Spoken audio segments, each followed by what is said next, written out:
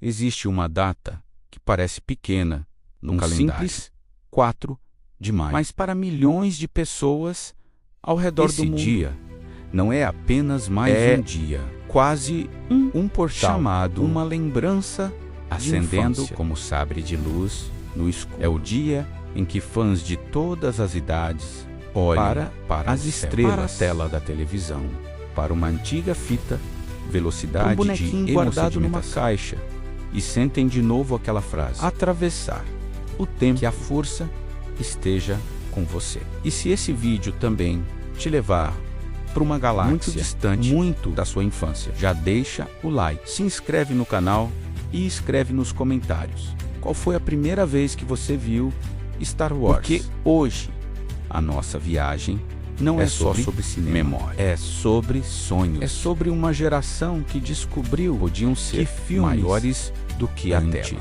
É preciso dizer algo importante. O filme Star Wars, que depois ficaria conhecido como Star Wars Episódio 4, uma nova não estreou no dia 4 de maio de 1977. A estreia oficial nos cinemas americanos aconteceu em 25 de maio de 1977. Mas o 4 de maio virou uma data sagrada para os fãs por causa de linguística, uma brincadeira que atravessou em inglês, May the Force be with you, que a força esteja com você.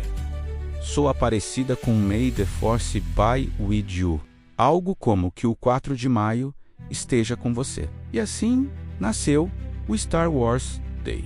Mas de certa forma, mesmo que o filme não tenha estreado, o 4 passou a representar tudo aquilo na cultura que Star Wars mudou na infância de milhões de pessoas. E na maneira como o mundo passou a sonhar. Porque existem datas que são históricas, datas existem, se tornam históricas pelo sentimento. O 4 de maio pertence a essa segunda categoria. É uma que não data nasceu nos cartazes originais do cinema.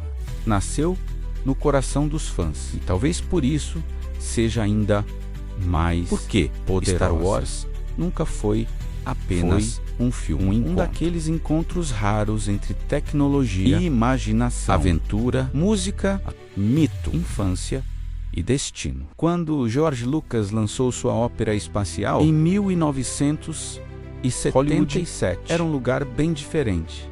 O cinema americano dos anos 70 vinha de uma fase mais sombria, realista e adulta. Era a época de filmes urbanos pesados, histórias marcadas por violência, paranoia política e personagens moralmente quebrados. O mundo tinha passado por guerras, escândalos, incertezas. O público via no cinema adulto um espelho de suas angústias. Mas havia também uma geração querendo olhar, querendo sonhar, querendo acreditar que ainda existia aventura, heroísmo e esperança. E, de repente, uma frase apareceu na tela. Há muito, numa galáxia muito distante. Aquelas palavras eram simples, mas tinham o poder de abrir uma porta. Não era em uma nave experimental. Não era em uma base militar secreta. Era quase como o começo de um conto de fadas. Só que em vez de castelos, planetas, em vez de cavaleiros medievais, Jedi, em vez de espadas encantadas, havia sabres de luz. Em vez de havia impérios inteiros. E no centro havia um garoto olhando para o horizonte. Luke Skywalker, um jovem preso em um lugar pequeno, olhando para dois sóis e imaginando precisava ser mais do que aquela rotina. Talvez seja por isso que tanta gente se reconheceu nele, porque todos nós, em algum momento, já fomos todos nós já olhamos pela janela para a rua, para uma televisão ligada, e sentimos que existia algo maior esperando por nós. Esse chamado vinha de muitas formas. Podia vir de um filme na TV aberta, de uma fita velocidade de hemossedimentação alugada na sexta-feira à noite, de um álbum de figurinhas, de uma revista em quadrinhos, de uma música de abertura que fazia o coração bater mais forte. Mas com esse chamado Star Wars. Parecia vir do próprio universo. E quando aquela trilha de John Williams explodia nos alto-falantes, não era apenas música com vocação. Era como se uma orquestra inteira prepare-se, você está prestes a sair do mundo comum. Poucos temas musicais na história do cinema tiveram esse poder. A abertura de Star Wars não apenas ela anunciava um filme, e para quem viu pela primeira vez, seja no cinema em 1977, seja anos depois em velocidade de hemossedimentação, de streaming ou em uma reprise especial. A sensação era quase a tela ficava pequena diante da imaginação. A sala virava nave, o sofá virava cockpit, o controle remoto virava sabre, e a criança começava a acreditar que a força talvez mesmo, e talvez seja Star Wars que tenha começado como filme, mas rapidamente se transformado em lembrança. Não era apenas sobre naves, sair do lugar comum, era sobre olhar para o horizonte, era sobre sentir, esperando uma aventura do outro lado. Na próxima parte, vamos entender como aquele filme arriscado e improvável mudou para sempre a história do cinema. Se essa primeira parte acendeu já alguma memória, deixa aí dentro o like, se inscreve no canal e comenta. Você se lembra da primeira vez que ouviu a frase esteja e até você. A próxima parte, que a força esteja com você. Em 1977, pouca gente imaginava que um filme cheio de ficção científica, robôs, naves espaciais e nomes poderia mudar para sempre a história do cinema. Mas foi exatamente isso que aconteceu. Star Wars chegou como uma aposta arriscada e saiu como uma revolução. Se você nostalgia cinema, histórias que atravessam gerações, deixa o like, se inscreve e vem no canal para a segunda parte dessa viagem pela força. O impacto de Star Wars 977 foi gigantesco. Naquele pouca gente imaginava que um filme de ficção científica de alienígenas, naves e nomes poderia se transformar em um fenômeno mundial. Mas aconteceu. E aconteceu porque Star Wars falava dentro língua de uma embalagem por trás das naves espaciais. Havia a jornada do herói por trás dos efeitos especiais, havia arquétipos por trás de Darth Vader, havia a sombra por trás de Obi-Wan Kenobi, havia o velho mestre por trás de Leia, a coragem por trás